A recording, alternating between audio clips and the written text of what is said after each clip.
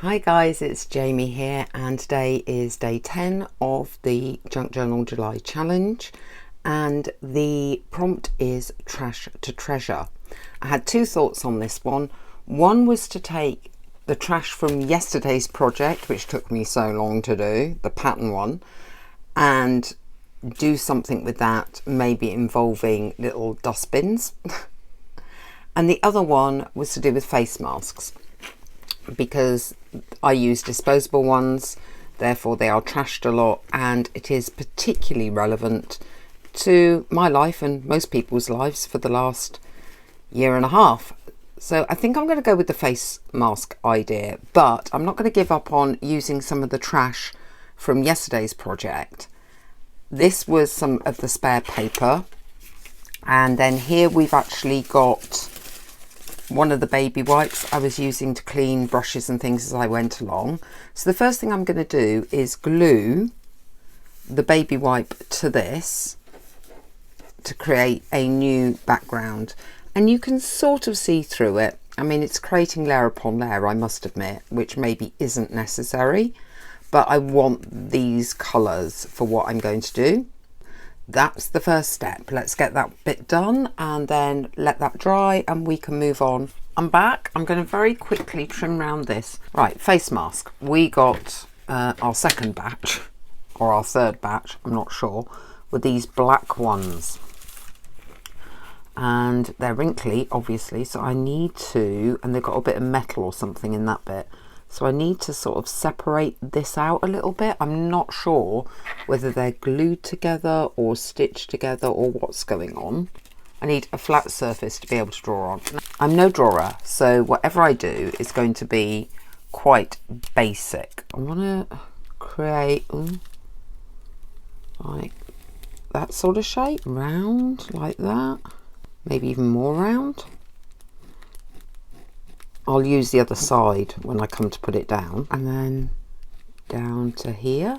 Can anyone guess what I'm doing yet? So I'm deliberately keeping it secret. I probably could have found a stencil for this, which would have helped me out a bit, because now I've got to try and get this similar, which of course is not my forte. Ooh, unless I do one and then use the other one as a, ooh, that's an idea. I can cheat. Basically, that's what I'm saying. I can cheat.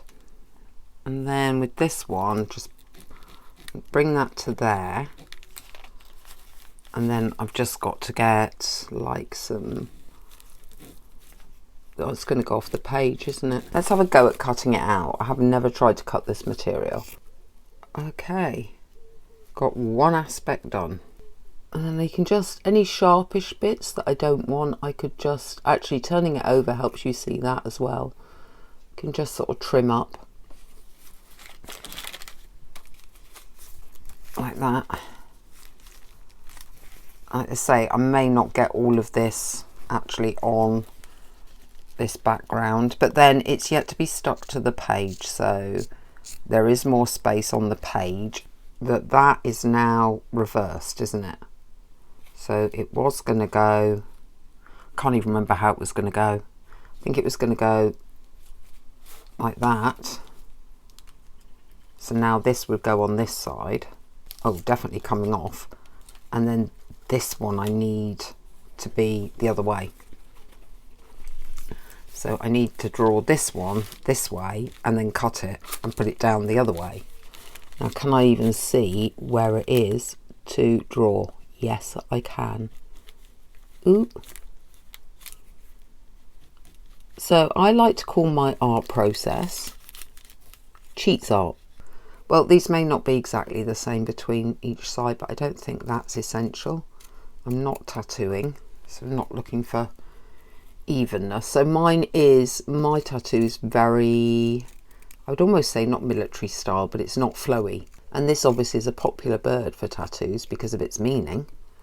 But a lot of people have like the flowy style, and mine isn't. Mine's more like this, I suppose, in a way, but in blues of all things, which, considering it's a firebird, makes very little sense. Somewhere on there I've got the tail feathers, haven't I? And hold on, I am going to separate them out.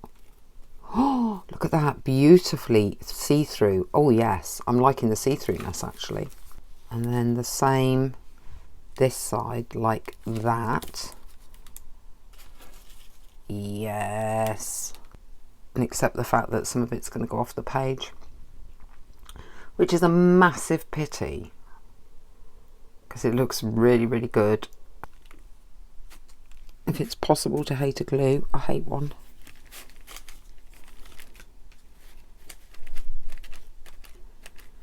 I might have to do some gel pen on this when it dries, to just where it's going very white. I do feel like I am really struggling with this glue on this project because this is beginning to look a bit like a German symbol. It's a phoenix rising, which is the world, my world, me, whoever, everyone rising from the ashes of 2020 and 2021. While I was waiting for this to dry, I had a little play as to what would work on, oh, I also did the dates. Had a little play as to what would work on this face mask material, and there wasn't a lot, to be honest. The gel pens just didn't show through. So I've gone with oil pastels as working. I find this too heavy, so I'm just going to see if I can get this. Needs sticking down again. Awesome. Now it's dried. We'll stick it down again in a minute. So I'm just going to try and get some Phoenix style colours in oil pastels over the black. I don't know about covering up the back completely. I'm definitely going to have to gesso this. I'm going to have to go gently because everything's moving. I'm going to have to layer some gesso over the top, and then hopefully that will stick everything down. I'm not worried if I go off the black because I might, this is a bit beige for the idea of the phoenix rising, so it's coming out of the ashes, it's coming out of the fire. I'm going back to my usual scribble style. I just fill things in. All this lift is a bit annoying. I might graduate it up so eventually there's more oranges and reds at the bottom, more golds at the top, but at the moment I'm just filling space. Oh, I've just lost a bit of tail. I knew that was going to happen. I'm putting some pressure on that. That seems to be bringing out a bit of colour. I don't want to do that on this material really, but that's helping, isn't it? It's giving it that smudgy, fiery feeling. If I could get that with the orange as well, that kind of strongness, I'm probably getting to something. That red was probably just a bit too dark. Daft really, because there is a lighter red in this I should have used. So I'm just smudging things in now. I'm going a bit mad. I don't want to lose that yellow whilst trying to get him a bit lighter. I think that's, oh no, there's this very, very pale yellow here. Maybe that'll help get this background in a bit. With the numbers, I just used a stencil and a felt tip on some coffee stained paper from yesterday, because I said I was going to try and use some of yesterday's stuff that would have gone in the bin. And I mean, we're getting a phoenixy kind of look to it, aren't we? Blend these colours in together a bit. And then if I make the base more of the reddy orange coming up from the fire, I want some orangey colour coming down here, and then smudge it in. I've got some of the colour placement wrong on this, like this red should have been lower, and then really this should be the darker orange now, but we've already used it, so let's go with a red of some sort. We've got several choices. They look basically the same to me. I'm sure they're not, but they look basically the same. Maybe make the corner down here darker, and then going up to yellow. Red of the fire in the tail. This is it. I can't stop playing. That's my problem. If I could stop playing, I'd probably end up with a decent result like 20 minutes ago. I know I shouldn't go anywhere near the white. I do understand I shouldn't go anywhere near the white, because my propensity to ruin things by starting to add white is quite well known. I know he needs more glue, that's for certain.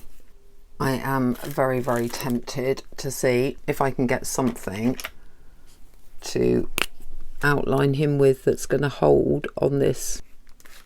I just feel it's giving his body a bit of definition. Gonna have to be very, very careful.